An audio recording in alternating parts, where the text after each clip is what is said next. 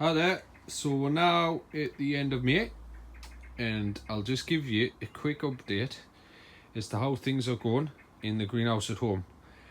What we've got is the giant onions on the right, and on the left I will be growing giant cucumbers and giant tomato plants. As you know, I used the autopot system last year. Had a bit of a hiccup with it with the organic feed that I put through, but past that point, I did manage to get some giant tomatoes out the end of it. Having said that, they were pretty poor, but I'm gonna have another crack at them this year. One thing I'm doing different is putting a 9 litre airpot into the autopot system, and basically that will benefit from the air pruning. And it'll also be low maintenance, so I don't have to be in here constantly. With the giant onions, everything's just about automatic. All I've got to do is fill the feed tank up and just keep checking on them every now and again. So I'm trying to look for as low maintenance as possible. As you know, I work a hell of a lot, so I don't really have a lot of time to be doing things, but I'm creeping through it this year. Plants are looking, well, I would say probably the best plants I've ever grown, to be fair, but I'm still trying to look for the most low maintenance option possible. So, autopot system will be going in here, and at the back there, they are just independent pots, and I'll try and hook up some kind of irrigation system for the giant cucumbers. I'll probably try and tee it off this tank here, which is powering the giant onions, and I'll hook it up to that, and I'll put some kind of dripper system into the cucumbers. So I've got another 2 pots to bring down, so I'll be growing 8 giant cucumbers. The strain of seeds that I've got are from Peter Glazebrook, and Gary from Geordie Giant Fridge is going to sort us out with some David Thomas cucumbers, so 2 heavyweight options. The giant tomatoes I will be growing from Glazebrook again, as per, and Chris Evans, who actually has the UK record for the giant tomato. So some really good seed stock, so I'm really got room to complain. If anything goes wrong, it'll be my own fault. So giant cucumber plants. So this is the cucumber plant, bit leaf burn off the high temperatures which we've surprisingly been having in the UK consistently for a few weeks. So root system at the bottom, as you can see, perfectly air pruned roots. So the top of the plant is happily carrying on growing away, although it should have been potted up a little bit earlier, and it's benefiting from the air pruning. So basically, I'll just give you a quick explanation of how it works. So the tip of the root, when it hits the air, it gets guided through the specially designed cones. Tip of the root, as soon as it hits the air, the tip is dehydrated, and what that does is triggers the plant into producing more roots to compensate from it, and you end up with a pot filled with a mass of air pruned roots, which allows the plant to uptake more nutrients and water, which in turn gives you a faster grown, better fruiting plant. And also you get no root circling around the bottom.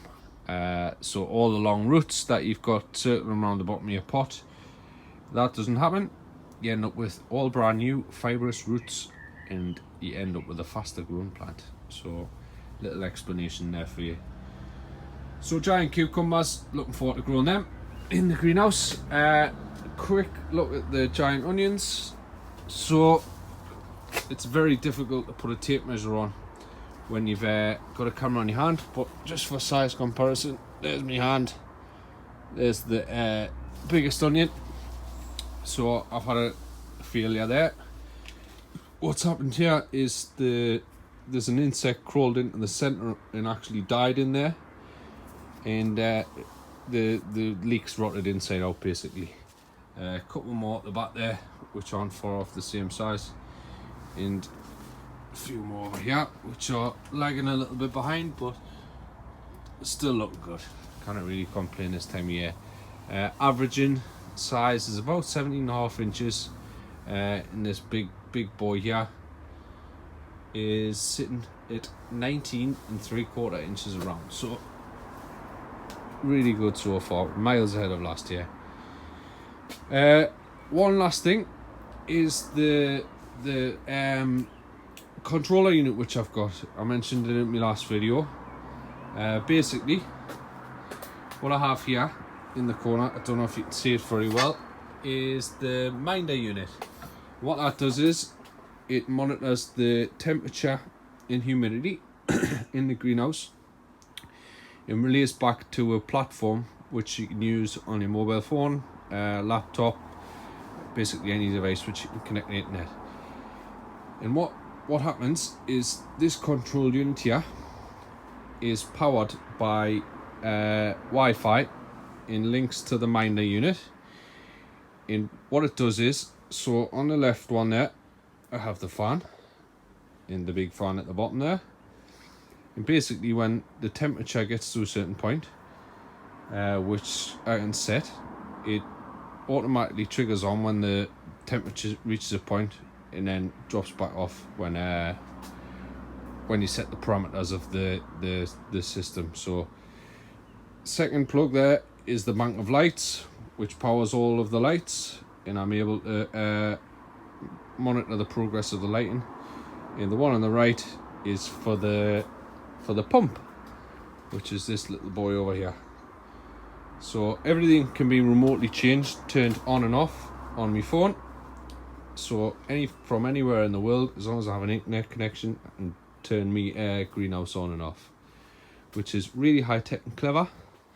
Unless you get your internet going down at home. So just one thing to think about when you've got this system. So the company who got these off is called PL Grow Systems. So if you're interested, go and check them out. pH and EC. EC is at 1.84 and pH is at between 5.2 and 5.5. So that's it. Things growing well. Still things to go in, and hopefully I'll manage to get time to do a video down the allotment in the next couple of days, and I'll upload over the weekend. Fantastic looking plants down there. I've got the garden getting rotavated tomorrow, and I'll hopefully show you how things are going. So that's it. Thanks for watching.